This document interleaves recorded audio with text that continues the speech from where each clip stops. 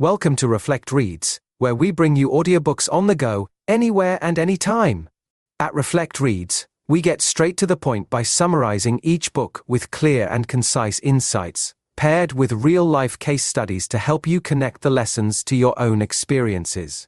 Whether you're commuting, working out, or just relaxing, we've got the perfect book summaries to keep you inspired.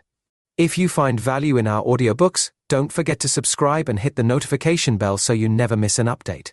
Your support helps our channel grow, allowing us to serve you even better with more quality content. In this video, we dive deep into the subtle art of not giving fuck. Mark Manson gets right to the point. We care way too much about too many things that don't really matter. The main idea here is to stop stressing about the small stuff and focus only on what's truly important. In today's world, we're constantly faced with endless choices, whether it's in our careers, relationships, or even something as simple as what to eat. This overload of options can make us anxious and burnt out, always trying to do everything perfectly. Manson's solution: don't give FSK, at least, not about the things that don't actually add value to your life. Example: picture a young adult constantly trying to look good on social media, chasing likes and followers, and stressing over what everyone thinks of them. Manson would say, who cares? Stop worrying about what others think and start focusing on what really makes you happy, not what looks cool online. Point 1. Find the struggle that's right for you. Life is hard, right? The thing is, it's supposed to be. But here's the catch: if you're going to struggle, you might as well struggle for something you care about.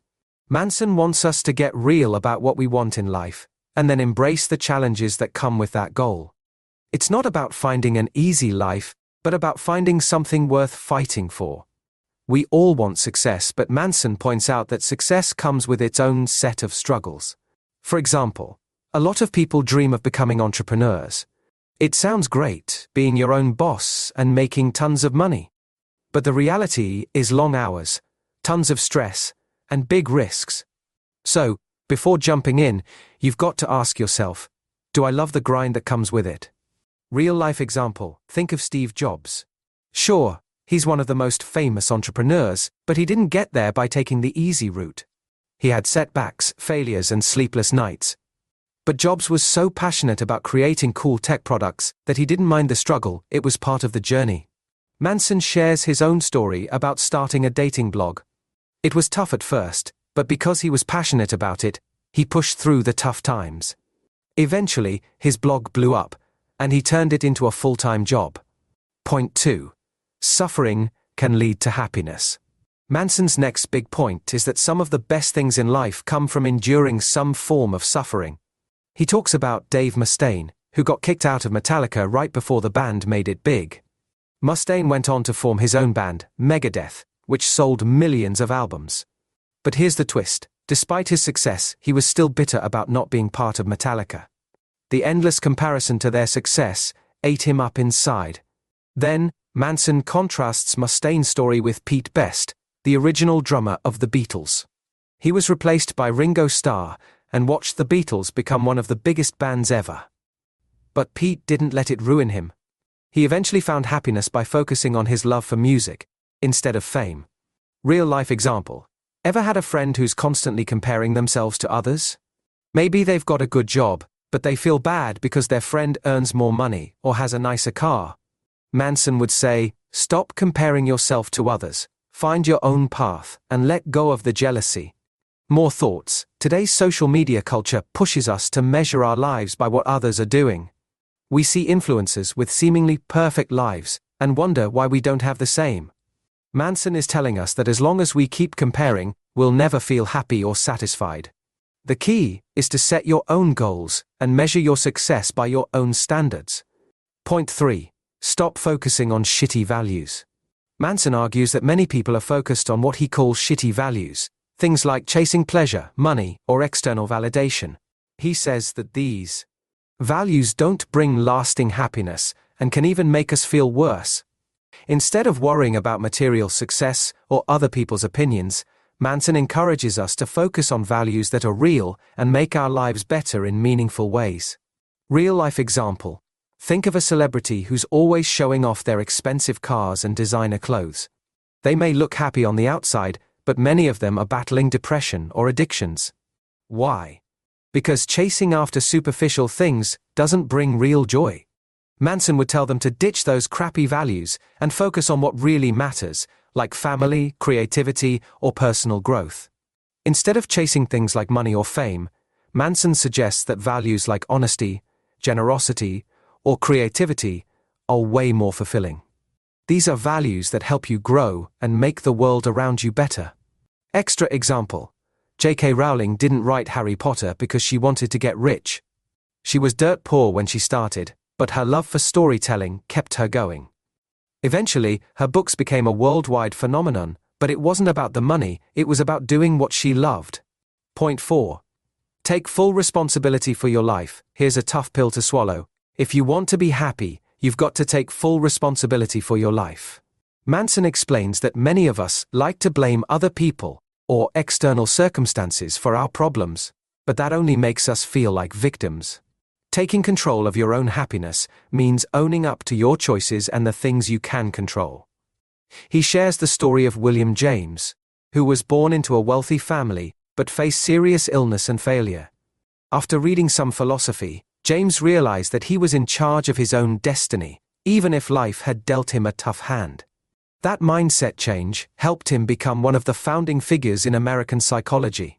Real-life example: think of someone who complains about their dead-end job, but refuses to apply for other positions or learn new skills. Manson's advice? Stop complaining and take charge. If you're unhappy, it's on you to change things. Waiting for the world to fix your problems won't get you anywhere. More insight: we've all had moments where we feel like life is unfair, whether it's being passed over for a promotion or dealing with a rough breakup. Manson's point is that while you can't control everything, you can control your reactions and decisions moving forward. That's where your power lies. Point 5. When we feel we've lost our identities, faith can help. Sometimes, we tie our identities too closely to our jobs, relationships, or other external factors. Manson calls this Manson's law of avoidance, which means we tend to avoid situations that threaten our identity. The problem with this is that when these things are taken away from us, like when you lose a job or go through a breakup, it can feel like your whole world is crashing down. Manson's solution: let go of rigid identities and embrace change. He points to Buddhism's teachings, which say that the self is an illusion. In other words, don't get too attached to labels like successful or unlucky. These labels are just ideas, not realities, and they can hold you back. Real-life example: imagine someone who's been working in a high-powered job for 20 years. They're known as the successful business person, but one day they get laid off.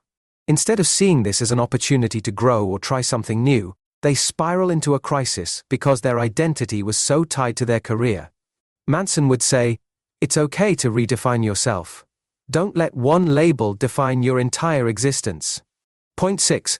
Achieve positive change by accepting your mistakes.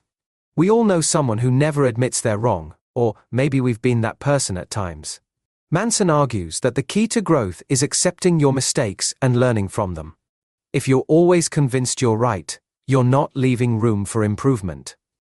Real-life example: think of a stubborn manager who refuses to listen to their team's feedback because they think they know best. Over time, the team becomes frustrated, and the company's performance suffers. If the manager took a step back and admitted their mistakes, they could improve both themselves and the company. Manson suggests that instead of being defensive, we should regularly ask ourselves, what if I'm wrong? This helps us stay humble and keeps us growing. Final summary. In today's world, it's easy to get caught up in caring about too many things. We feel pressured to be perfect in every area of life, from work to relationships to how we look on Instagram. But this endless chase only makes us stressed and unhappy. Manson's solution is simple: care less about the stuff that doesn't matter, and focus on what truly does. Real-life example: imagine someone trying to juggle a demanding job, a side hustle, staying fit, maintaining a social life, and keeping up appearances on social media. They're overwhelmed and exhausted. Manson would say, cut out the stuff that doesn't bring you real happiness and focus on the things that do. You'll feel much lighter and more fulfilled. If you found this summary helpful, Please like, share, and subscribe to our channel. Until next time, and thank you.